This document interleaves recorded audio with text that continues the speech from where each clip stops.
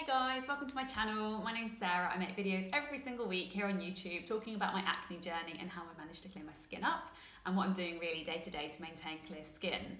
So one of the things that I hold responsible for giving me clear skin is Accutane. I have made a couple of videos about this, so I'll link down below my ultimate guide to surviving Accutane, because I know lots of people are going onto this and want to find out a bit more information before they take the drug. I know I did like a ton of research before I started, so I'll link that below. I've also made a video on how I'm basically keeping my skin clear post Accutane, because I know that there's quite a lot of scare about coming off the drug after you finished your course and like the fear of it coming back.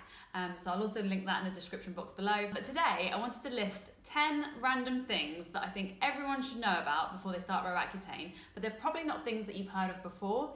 So yeah, I've made a good list here, 10 things, and we'll just get straight into it. So number one is the pill size. So by that I mean I have a real problem swallowing tablets. So the size of the tablets are pretty big and I found this a huge problem. So I got my prescription, went to the pharmacist, picked it up, and actually could not swallow the tablets. So my thing would be to recommend to anyone that can't take tablets is to ask their doctor to prescribe them in smaller doses. So for example, I was on 50 milligrams a day. I really couldn't swallow a 40 milligram and a 10 milligram tablet. I couldn't even swallow a 20 milligram tablet, to be quite honest with you. So I then asked the doctor to prescribe me in 10 milligram capsules. So yes, each day I was taking 5 tablets that were much smaller than the regular Accutane size, because they were just too much for me to swallow and I absolutely hated taking them.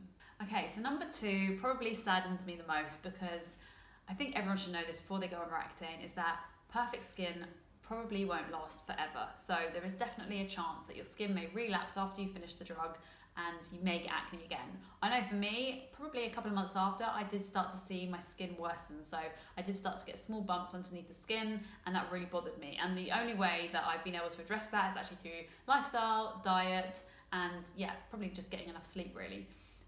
But yeah, I think that's something everyone should bear in mind when they go on Accutane, is that perfect skin might not last forever. And quite honestly, if you're female and you have hormonal acne, which I believe most acne is hormonal, the possibility of it coming back is quite high. I think this makes it much more manageable and kind of wipes the slate clean, so that anything you do in terms of like topical skincare products, diet, all of these things make it a lot easier to clear your skin once you've done the course of Accutane, mostly because you've had that kind of kickstart and you're working from like a clean slate, if you like.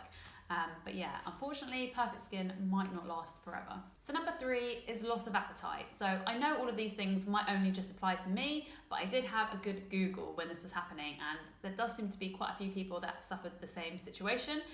It was in about month 1, so I think probably after about 3 or 4 weeks, I just noticed that my appetite was just really decreasing. Not to the point that I wasn't eating, of course I was still, regularly eating, but I just never really felt like food. I was never really hungry. Lots of foods that I usually liked, particularly things that were kind of high, like carby, high kind of fat foods that normally I would love, I just really wasn't interested in. I really wanted more kind of like bland foods, like chicken, like rice, like things that really didn't have like a great deal of flavour. That was fine for me, but it just made me feel a bit nauseous sometimes to think about food. Luckily, this subsided pretty quickly, so I'd say this lasted maybe 2.5 weeks. But yeah, I think that's something to bear in mind, and it's not that you're going crazy and you think that the drug's making you feel really sick. It's just almost like your body's adjusting to it. So number 4, I think is known about, but I would like to make this clear that this isn't just when you go out in the sun. So burning skin. I thought this was just a case of like the Accutane burn being from being outside, being in the sun too much, and then obviously your skin reacting. But no, I had this in London in the winter. My skin was bright red, and honestly, it didn't look so bad when I was just face to face with people, but sometimes when I looked back at photos of myself, I was just completely confused about how I could have been that red. And it was actually quite painful. It does feel like a burn as well. So this would just kind of go on and off, and it felt like flushing, I guess. I know lots of people who have rosacea will describe it as flushing. And it kind of felt like that. It's like a burning of the skin, and you go bright red. And I wouldn't say this happened all the time, but it happened enough that it was definitely a side effect that I was suffering with throughout the course. And it really started to come about when my dosage was up from 25 milligrams to 50 milligrams after the first month.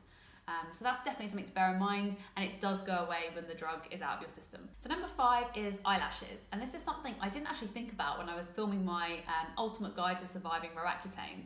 but your eyelashes become really, really brittle. And I suddenly thought about this today when I was putting my makeup on, and I thought I need to add that in, because for a time when I was on Accutane, I'd be putting mascara on, my eyelashes just felt so brittle and would fall out all the time.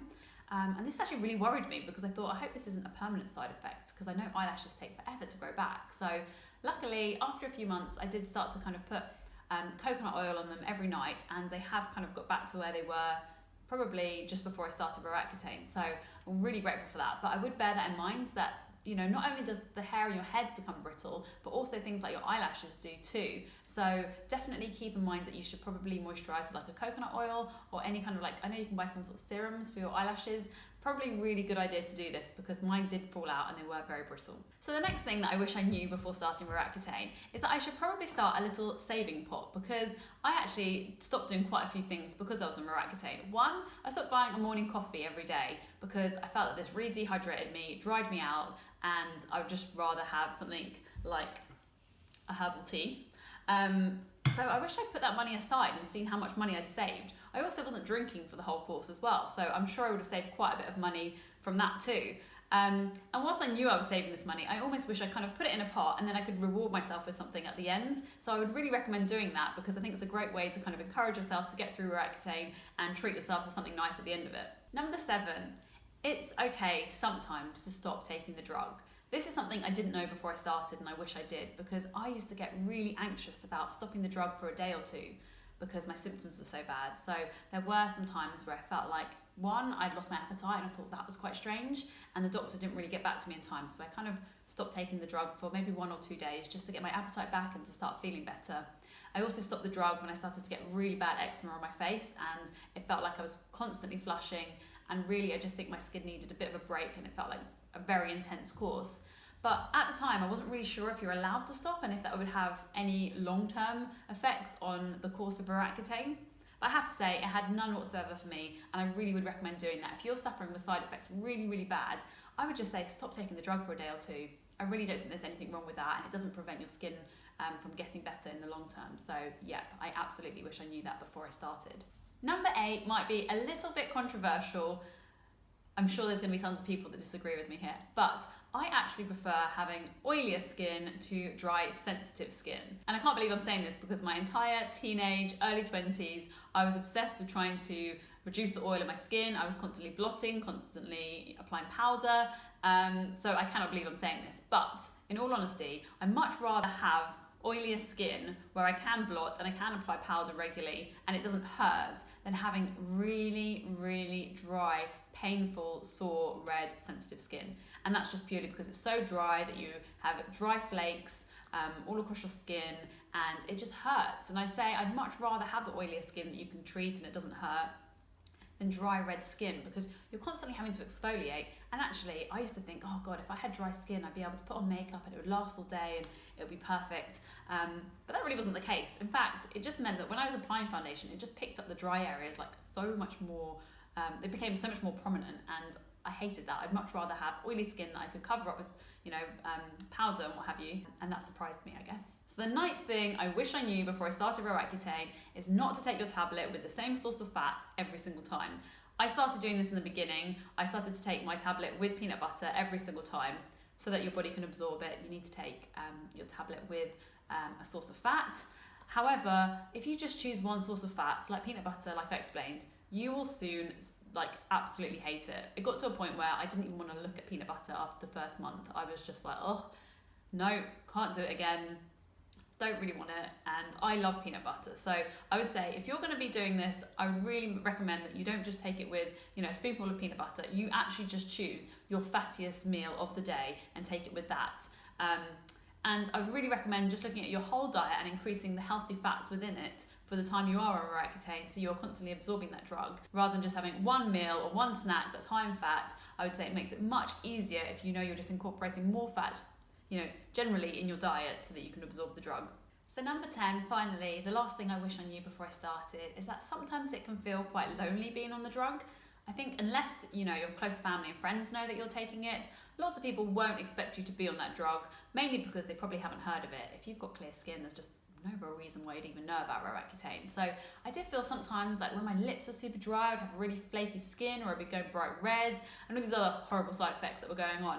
You feel like you kind of feel isolated and that you can't really explain yourself. Like when I was at work and whilst I was on the course, I was an art director doing photo shoots, and I felt very much like sometimes you just wanted to sit there and just tell everyone, by the way, I'm not like usually this red and this flaky, and you know, my lips aren't usually like this, and you know, you just feel very self-conscious all the time.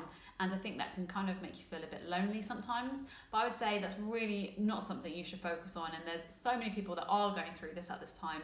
And you know, you can come online, you can comment on YouTube videos and speak to people about their experiences on Accutane, and know that so many other people are on it at the same time as you. So I know I got so much help from just going online and looking at people like Katie Snooks, who was doing her course of Accutane at the same time. And there's plenty of others that had done it previously, and I was watching their diaries, and there's so much comfort in knowing that other people have gone through this and come out the other end, and that there is a community of people that are willing to kind of give you tips and help, and not to feel so lonely, because it is only temporary, and at the end it is totally worth it when you have lovely, smooth, clear skin. So there we go, guys. They're the 10 things I wish I knew before I started Accutane, things that I really wish someone had told me. I really hope you guys found them helpful, so please comment down below if you're currently on Accutane or you're about to start Accutane, so I know if these were helpful for you.